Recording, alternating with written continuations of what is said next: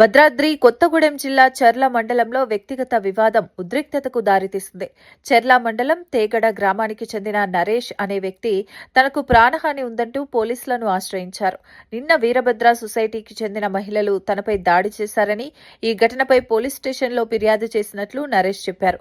ఈ ఫిర్యాదు నేపథ్యంలో గత అర్ధరాత్రి 1 గంట సమయంలో కాపుల నాగరాజు ముగ్గురు అనుచరులతో కలిసి తన ఇంటికి వచ్చి గొంతు నిలిమి దాడి చేశారని ఆరోపించారు.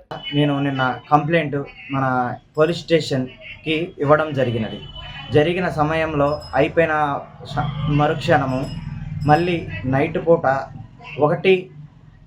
1 గంట సమయంలోనే కాపుల నాగరాజు అనే వ్యక్తి అనుచరులతోని సూపర్వైజర్లు వాళ్ళందరూ కలిసి నా ఇంటి మీదకి దాడి చేయడానికి వచ్చారు. నా మెడ మీద పీక మీద పట్టి గట్టిగా నొక్కి నువ్వు దిక్కున్న చోట చెప్పుకోపో అని బెదిరించారు.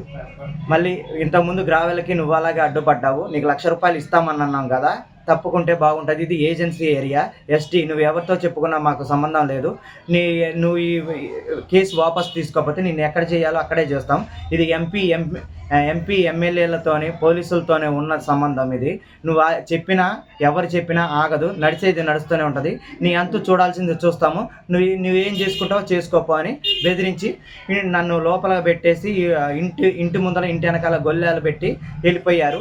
ఫోన్లు మా వాళ్ళు చుట్టుపక్కల ఉన్న వాళ్ళు ఫోన్ చేస్తే చేయంగా వచ్చి వాళ్ళు తలుపులు తీశారు.